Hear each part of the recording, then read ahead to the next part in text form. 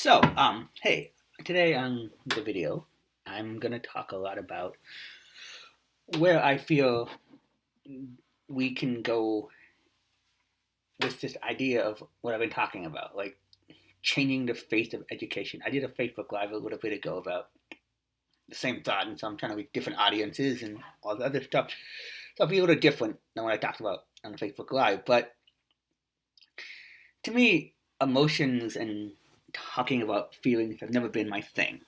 I'm not really good at it, but the last couple of weeks and months through therapy and other things, I've gotten better at sort of standing up for myself and expressing and giving my power back from students and anybody else who took my power from me.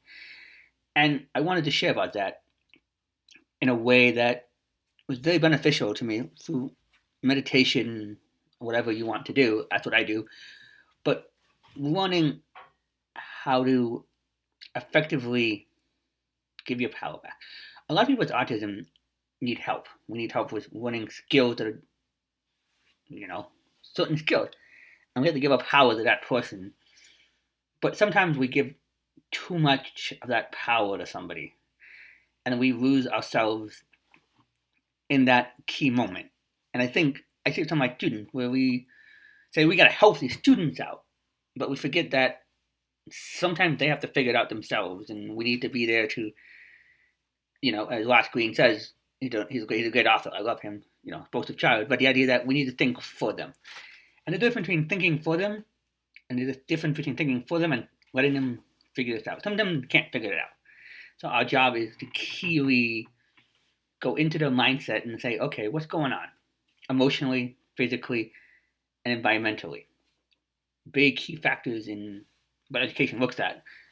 And sometimes we look at academics too. It's like, why are they struggling with math when it could be a completely different subject? It's also taking them away from the environment which they're in and creating a whole new environment, which is tough because if you don't do that, you're also causing a lot of outside issues. And sometimes there's so many outside issues going on that it's really hard when you're in a school to go, oh, where do I even begin? I always begin at the beginning. Some factors, my teachers and people who I love say, you can control some factors and some factors you cannot control. So I always begin there. What factors can I control in that day? Well, I can control them doing the work they need to be doing. And I also can kind of cut them a break if I know they're struggling emotionally, physically, and whatever else that day.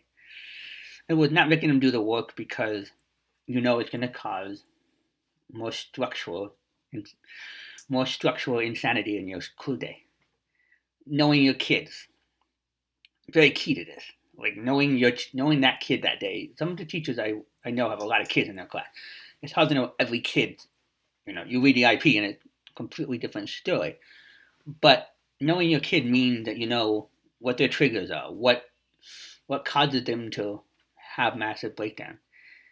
Now, the idea, the third one kind of is teaching them SEL, like social emotional learning, teaching them how to understand their emotions and what they can do, and teaching them, like I said in another post I wrote, teaching them wisdom, teaching them how to think for themselves and to break it down and go, well, this is what, this is the truth. Teaching them, like, example of slavery, like getting different points of views and letting them make that decision about what they think about that subject matter, or their family, or whatever it is.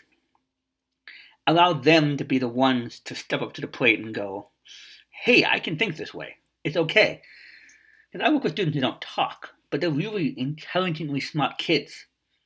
And they just are always being told this, and they're never really empowered because their families just control everything other aspects of their lives. For good reason. But it's also got to be incredibly stressful when you have that, because you have school, which is very safe sometimes, and home, which is not, and you can't have the best of both worlds. And there's that conflict right there. And it's really hard, as what I do, to always know that conflict, because you could be triggering it more, or you could be helping them.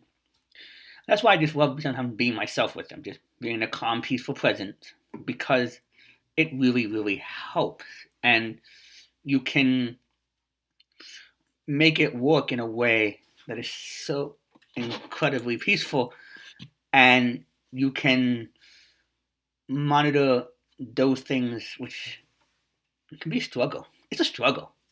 I was level for school. It's a struggle, but I love it because I get to see those eye-opening experiences with any student who walks down the hall and go, "Yeah, that kid's having trouble, but there's some really, really good things in that kid," and I get to work with that and go, "Wow, why is it bugging me?" And number two, why is it so hard? Because we want every child to succeed, and sometimes we don't always give them the tools to succeed because they need to succeed by some standard written by somebody who thinks that that's the standard.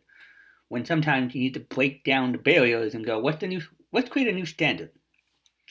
How can we create a place where there's no shame involved, but also have a place of safety and love? Thanks. I'll see y'all guys later.